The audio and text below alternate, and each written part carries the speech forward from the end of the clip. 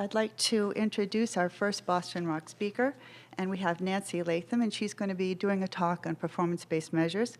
And Nancy is an research assistant professor at the Health and Disability Research Institute at BU, and she conducts clinical research focused on evaluating innovative interventions to improve function, participation, and quality of life. She's been principal investigator and co-investigator in many systematic reviews of the observational cohort studies and randomized controlled trials. So Nancy, welcome. Okay, thank you. I am really happy to be here. It's really a pleasure for me to have been invited to be a part of this session with all of you today. And one of the reasons that I am really happy to be here is that as a clinical researcher, I think I experience all the time just the importance of this topic. My focus is on physical performance measures for arthritis, but I think this topic and the two that follow by Dr. Jetty talking about patient-report measures and Dr. Bonato talking about instrumented outcome measures. This is something that as a clinical researcher, you wrestle with this issue. And I wanted to just kind of put this thought out here at the beginning of the talk, which is that for any sort of clinical research, whether it is observational, RCT, early stage clinical trials, selecting the right outcome measure for your study is essential to the success of that study. And the inverse, of course, quite frighteningly, is true, that if you get that measure wrong, no matter how well designed your study is, it can lead to a study that is not going to adequately answer your research question. And this is something that I think no matter what stage of your career you're at, really wrestling with what is the right measure for this study is a challenging question. And I think that's why Julie and the ENACT team is spending 3 sessions looking at different types of measures. So my task today is to talk about performance-based measures. And I wanted to just do a little kind of definition setting about what I mean when I'm talking about performance-based measures today. It is a term that can be used to refer to a broad range of different measures. I think what links all of them, as the name makes kind of obvious, is that we're talking about measures which are directly measuring human performance. So these are tasks that are being measured at a specific point of time by another person, and usually under very controlled circumstances. So often the sort of outcomes that we're getting, or the data that's being produced, it can be a range of things, but it's usually a measure of time to complete a task. It could be the number of repetitions in a certain amount of time, the distance to complete a time, or sometimes in upper limb, it could be the load that somebody is capable of carrying. So those are the types of measures that we're talking about usually. But I also wanted to take a step back and just be a little bit more conceptual for a moment, because I think the mode of measurement is important to consider. So is it a patient reporting their experience, or is it somebody observing them directly, or is it an instrument allowing their performance to be detected in their environment? But I think it's also important to consider, partly because there are different concepts that each of these can measure and that often can overlap, to think, okay, well, conceptually, what are we measuring in any outcome that we select for a study? And to think about that, I'm putting up probably a well-familiar figure now, which is thinking about from the ICF, International Classification of Function, generated by the World Health Organization. If we're thinking about the types of tasks that we're measuring when we are selecting an outcome. Now, for what I'm going to focus on today, I'm not focusing on physical performance measures that look at bodily structures, functions, and structures. So in other words, the impairments. Most of the physical performance measures that we're talking about are overwhelmingly at the activity level, the basic tasks that people do as part of their daily life. And the sort of participation type outcomes are rarely measured when we're thinking about physical performance measures. It would be different sorts of approaches that would capture that. But also when we're thinking, even within thinking about the activity level of the ICF, I just want to make the point that when we're thinking about what are the types of activities that are being captured, the ICF has chapters that highlight, that give a focus of a range of different activity or participation sort of tasks. And overwhelmingly, physical performance measures tend to be clustered around things looking mostly at Chapter 4, perhaps occasionally getting into Chapter 5. So looking at mobility, overwhelmingly mobility outcomes, occasionally self-care.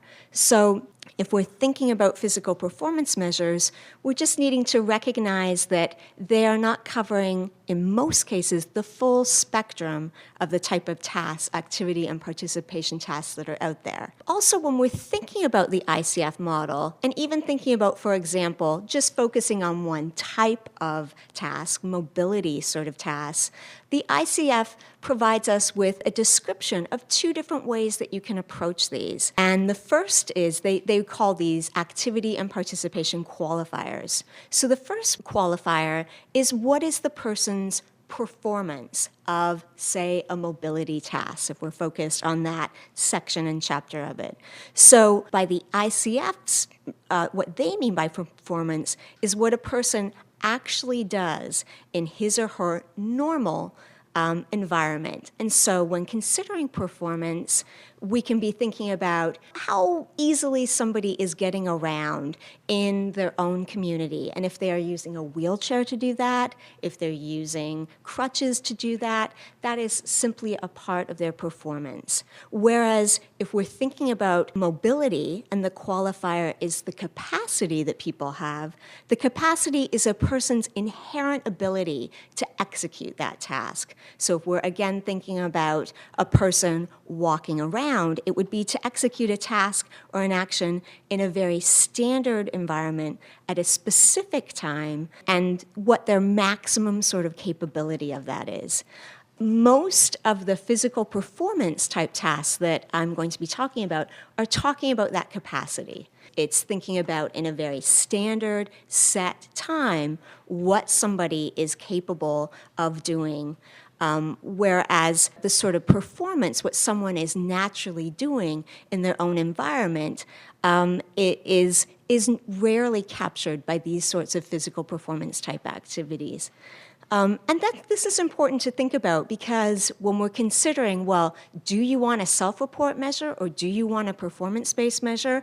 In a lot of ways, it's not that mode of how you will be doing that measure that matters. It's the underlying, what are these concepts that we're getting at that matters? So with that in mind, I wanted to move on to just the question that I'm constantly wrestling with as a clinical investigator, and that is, how should I go about picking the right measures for my study? And so I just put a series of questions that I go through in my head when I'm thinking about designing a trial and what are the measures that I want to include. And I think the first place you always have to start is with your own study and your own research question. You need to think about, for the question that you're interested in answering, and particularly if you are doing a study that involves an intervention, any sort of randomized controlled or other intervention type trial, it's what outcomes would you expect to change? So an example would be that if you were doing a study where you were looking at adaptive equipment, providing people with a scooter as a way to allow them to access their environment, if you were picking a capacity type measure, that would be kind of a ridiculous outcome to look at in a study where the intervention is mostly an environmental type intervention. Whereas if you were doing a study where you were looking at a drug to increase muscle strength in people, you probably would want some measure of capacity there. You might also then want to look at the performance in the overall environment as well. But I think first and foremost, it needs to come back to what is that you're interested in understanding, what are the relationships you want to understand, and if you have an intervention, what are you expecting to change? And that's going to be what you want to be sure you're capturing in the best way possible.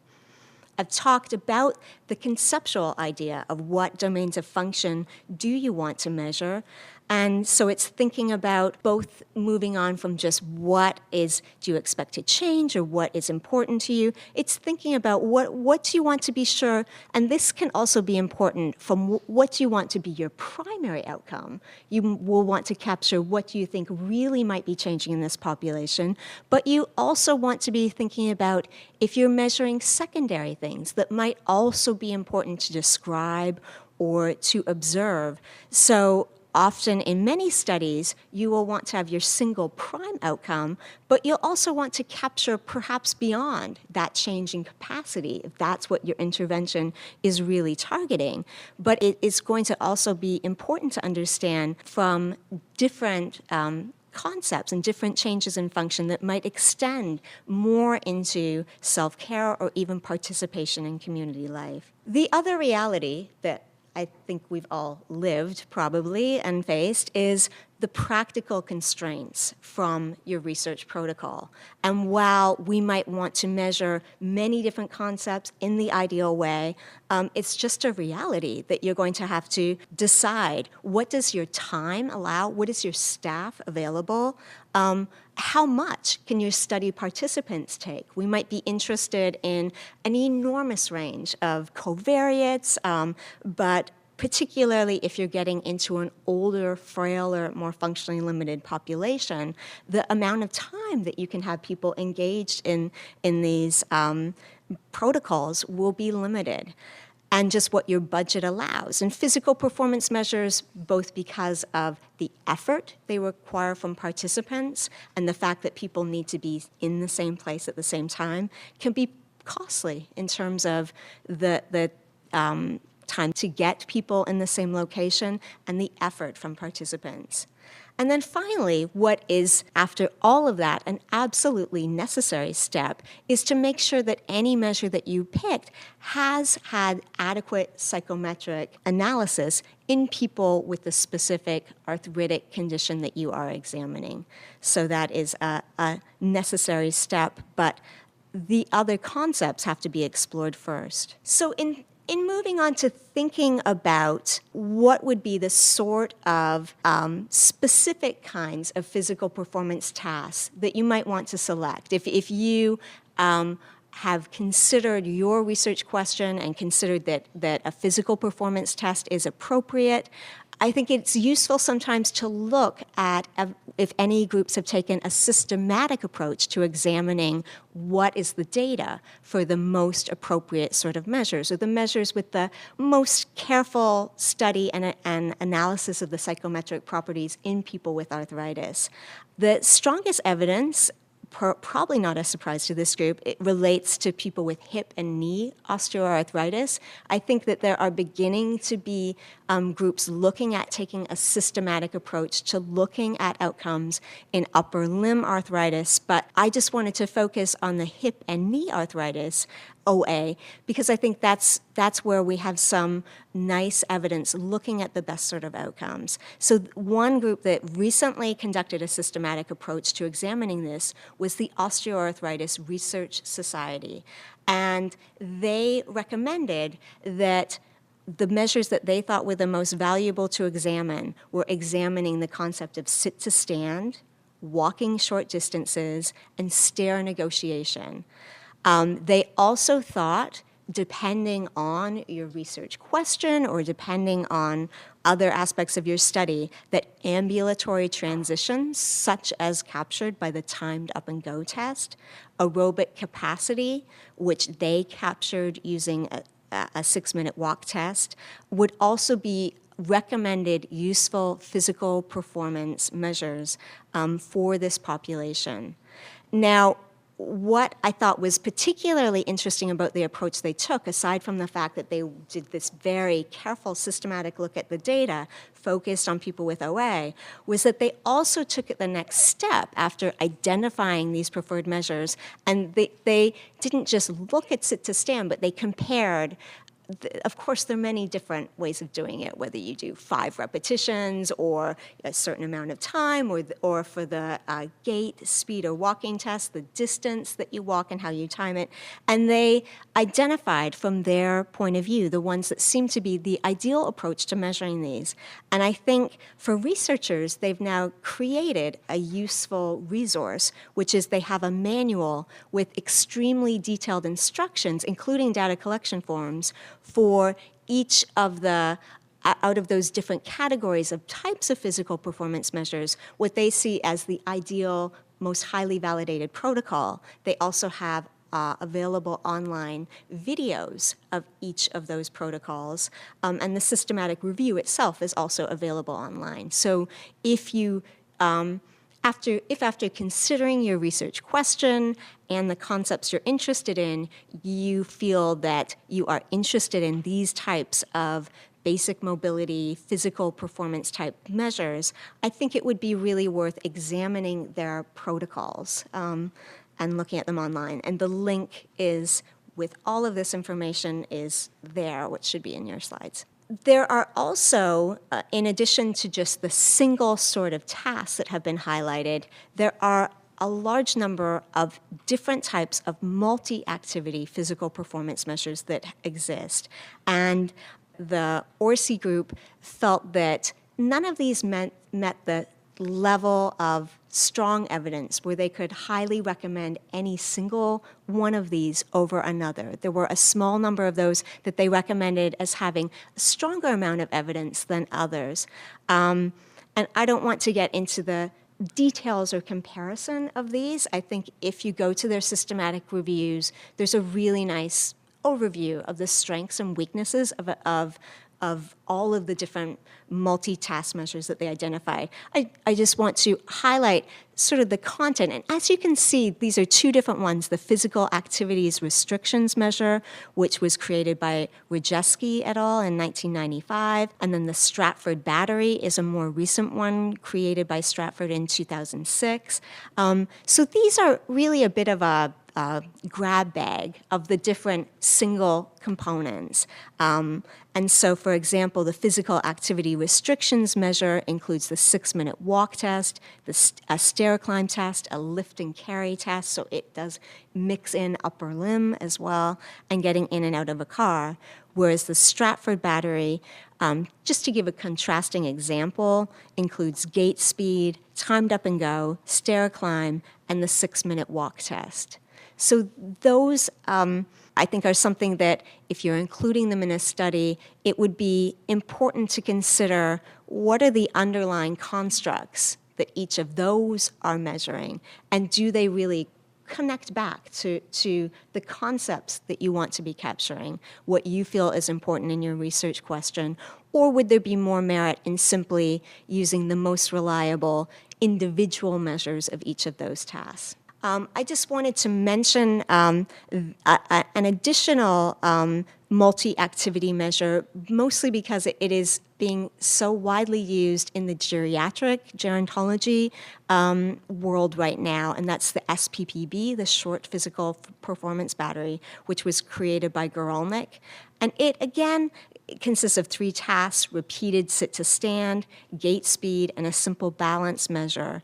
I think what's important to note is I think it's important for people in OA to be familiar with this measure because, as David highlighted, there's such an overlap between the general geriatric aging population and people with OA. But I think that there also should be some caution about using this, because I think the evidence of it, well, there's some evidence from studies with older adults that it can be responsive. For younger people with OA, it might not be an adequately responsive measure. And of course, the OA population extends to a much younger group than what the SPPB was originally developed for and has been validated in. But I just wanted to highlight it because I think we're seeing a lot of this measure in the aging literature. So in thinking about, as deciding, I've talked kind of from a conceptual point of view, from thinking about your research question, why you would want to use this, I wanted to just move on to thinking, well, if we actually look at data from studies about what additional information a performance-based measure can give us compared to other types of collection, like patient report or instrumented outcomes, and to explore that. Now, there actually have been a large number of studies that have used existing data from clinical trials, from observational studies that have addressed this question.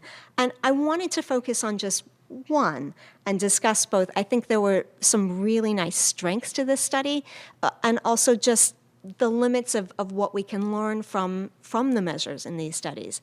And that was to look at the contrast of self-report and performance-based measures by a study by Misner that was published a few years ago in the Journal of Arthroplasty in 2011. And this was an observational study that looked at 100 people who were receiving a unilateral total knee arthroplasty.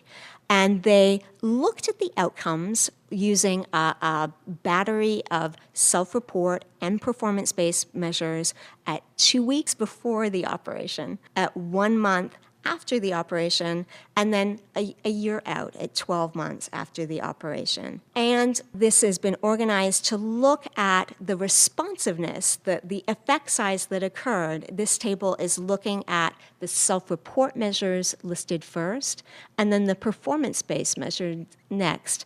And the table is showing from the people from pre-op to 1 month and looking at the differences in the effect size. So the effect size is a standardized way of looking at the mean differences. So it's looking at the change in the means divided by the underlying standard deviation variability. And we tend to have a standard way of considering, although this is not, this is more just a guide, but an effect size of about 0.2 is considered to be a small change. An effect size of about 0.5 is considered a moderate change. An effect size of 0.8 or larger is a large change.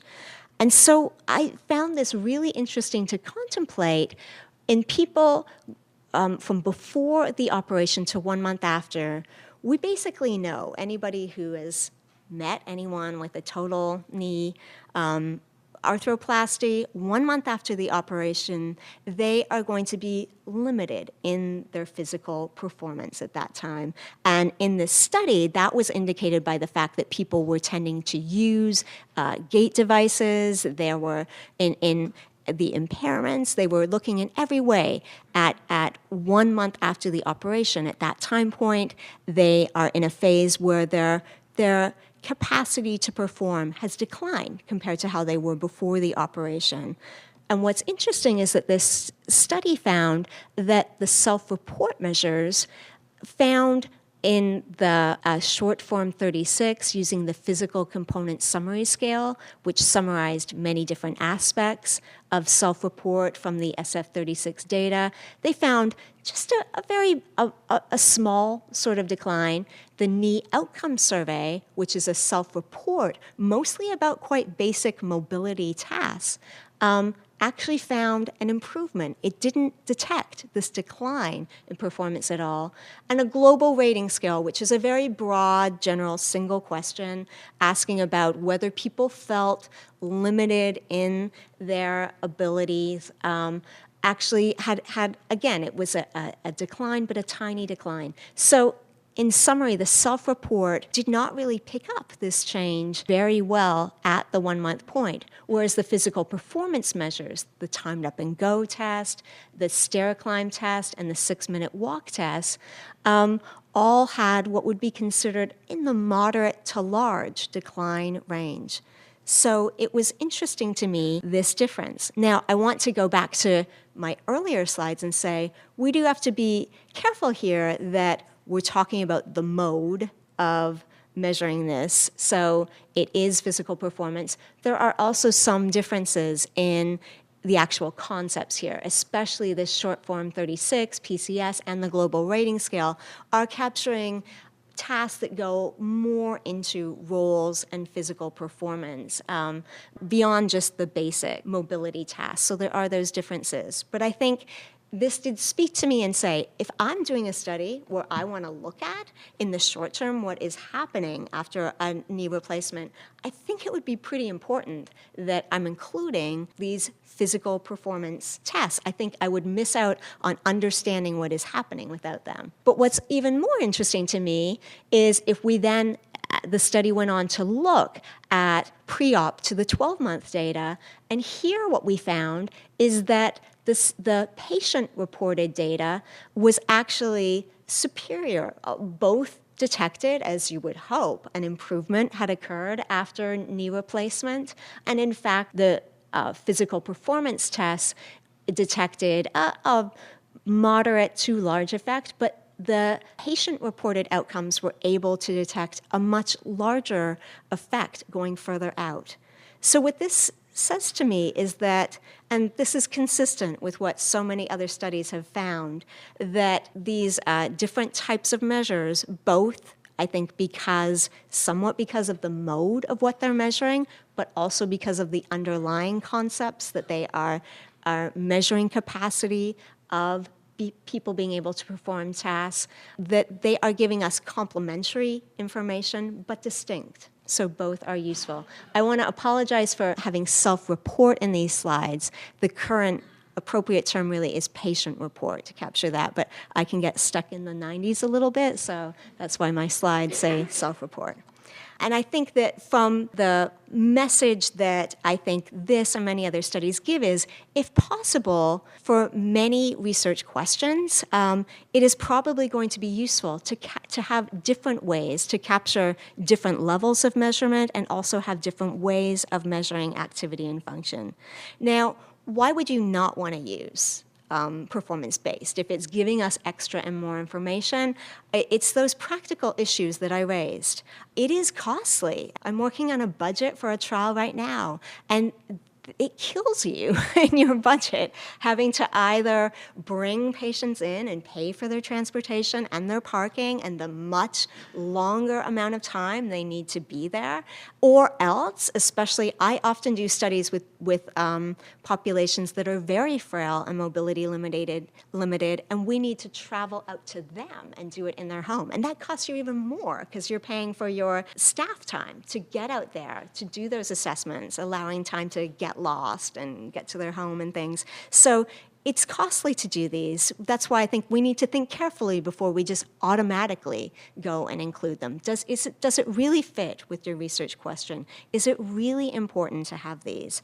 It is a real burden on the study subjects. When I contrast studies where I've simply been able to get the data adequately through patient report or potentially through instrumented outcomes where they're not detecting it as much, it is so much less of a burden on people than having to physically get there and perform.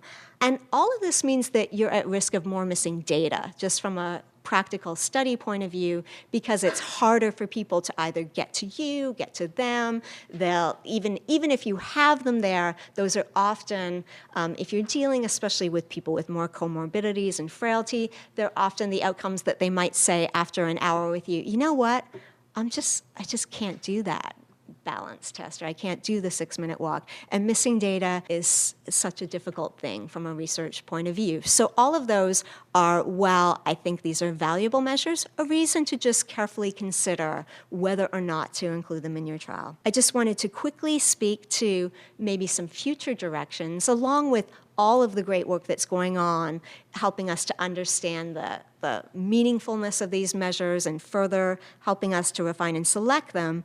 I think we're now moving where there are what I might call hybrid combinations.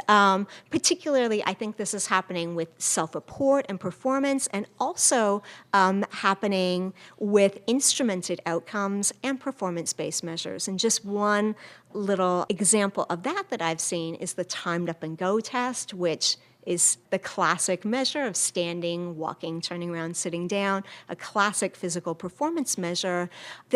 Some researchers are now exploring what they call the iTug, which is simply putting some inertial sensors on people. So it can be done in their home, in any sort of clinic, and having people walk and compare the response. And I have not seen a comparison in people with arthritis, but in a small study of people with Parkinson's disease, they found that when the iTug was compared, when it was a group of people with Parkinson's versus people without, the basic timed up and go didn't really detect any performance differences between the two groups. Whereas with the inertial sensors, it was able to significantly detect differences between the people with Parkinson's and those who were out, just indicating that extra data, the combining the basic physical performance with the instrumented outcomes might potentially lead to a more responsive measure. So I think some of these distinctions might become blurred over time. So my summary is that performance-based measures are expensive and time-consuming to administer,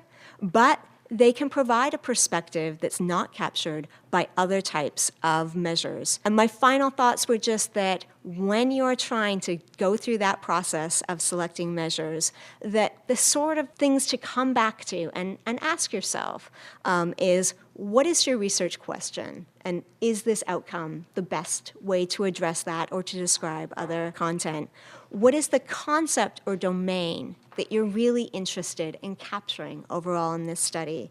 What is your budget? And what can you actually afford to do? And do you have the staff available to do this or the equipment that you will need? And finally, to really consider your population and make sure that you are picking measures that have adequate psychometric study in that specific population so that you know they are appropriate to use. That's all. Thank you.